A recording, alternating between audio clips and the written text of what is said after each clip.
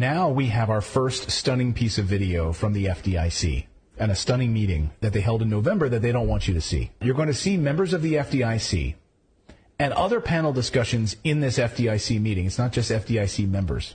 It's lawyers, it's bankers, but they're all around a table admitting that a crash is coming. This is amazing. Watch. Bank debt today is not what it was before. It is not principal protected by design.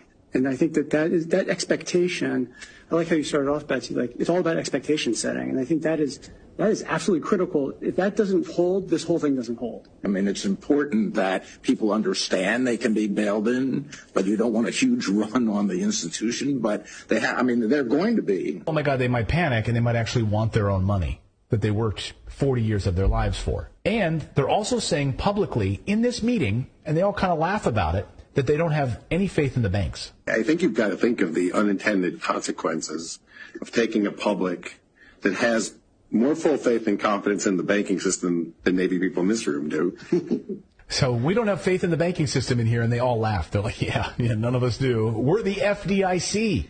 Listen, though, to the next guy.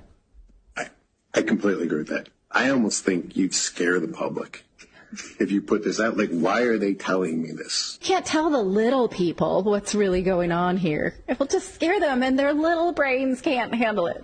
Like, my insurance company doesn't tell me what they're doing with my assets. They just assume they're going to pay my claim.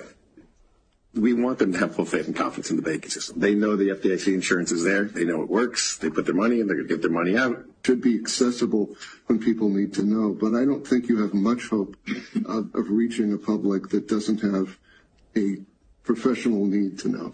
They also admit on camera that they don't want you to know this because only people who need to know that it's coming should be notified, i.e. the wealthy. So there's a select crowd of people that are in the institutional side. And if they want to understand this, they're going to find a way to understand this. There's a bunch of law firms represented in this room. There's a bunch of people that charge them by the hour a lot of money to explain this all to them.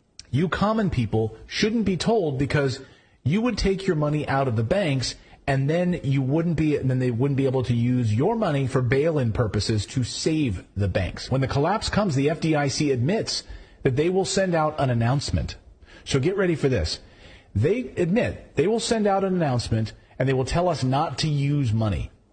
This is how that's going to go down. They tell us that they plan on telling us on a Friday night.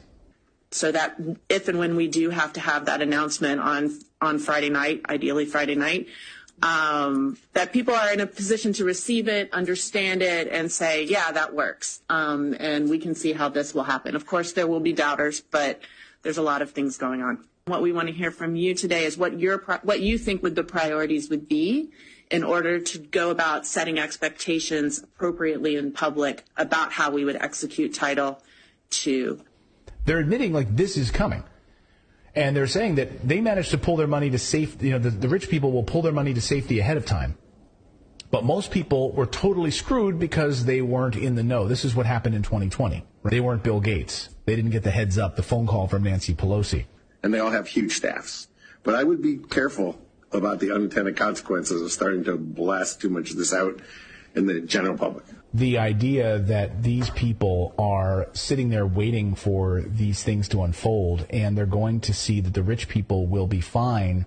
And he brings up the point throughout the meeting where we've got to try to basically convince these rich people just to keep in the system. It's kind of like the Bernie Madoff story again. You can tell whether people understand who's going to be protected, who isn't going to be protected. Moves because we alerted them. They sold their stocks. They were in the know. They were fine. And you got screwed. Like if he can keep those 4 or 5 big guys in the game, then he can support this house of cards. Okay. So if the expectation doesn't hold, then this whole phony house of cards collapses, is basically what he's saying. You believe that absolute evil exists on the planet? You were just looking at a meeting of it.